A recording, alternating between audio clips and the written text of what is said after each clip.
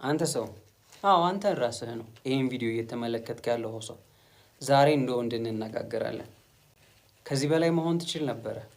መጠቀም ያለብህን ጊዜ ስላልተጠቀምክ፣ መጠቀም የነበረብህን ገንዘብ ስላጠፋው፣ መጠቀም የነበረብህን እድል እንዲሁ እያየህ እንዲያልፍ ስላረክ ብቻ ዛሬ እዚህ ላይ አለ።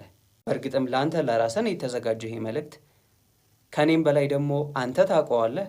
ከዚህ በላይ መሆን ትችል ነበር። ብዙ ወዳጆችን አሳልፈሃል።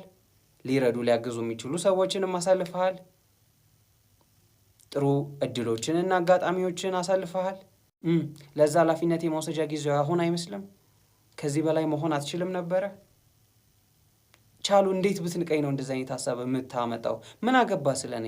ኖ አንተ ከዚህ በላይ መሆን እንደምትችል ማወቄና ማሰቤ ሰው ናቂ አያረገኝም። አክባሪ እንደውም ልሆን እችላለሁ። ለምን? ምክንያቱም አንተ ማለት አሁን የሆንከው ብቻ አይደለህም። አንተ ማለት ወደፊት ልትሆነው የምትችለውም ነገር ነህ። አሁን ካለህ በላይ ሊኖርህ የሚችል ገንዘብ፣ አሁን ካለህ በላይ ሊኖርህ የሚችል እውቀት፣ አሁን ካለህ በላይ ሊኖር የሚችል የስራ ደረጃ፣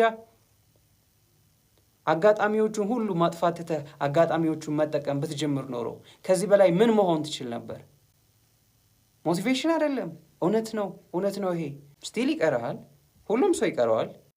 የሰው ልጅ ምንም ያክል እንኳን ራሱን ለመቀየር ቢጥር ስቲል ማሻሻል የሚችለው አሪፍ የሆነ አዲስ ነገር አለ።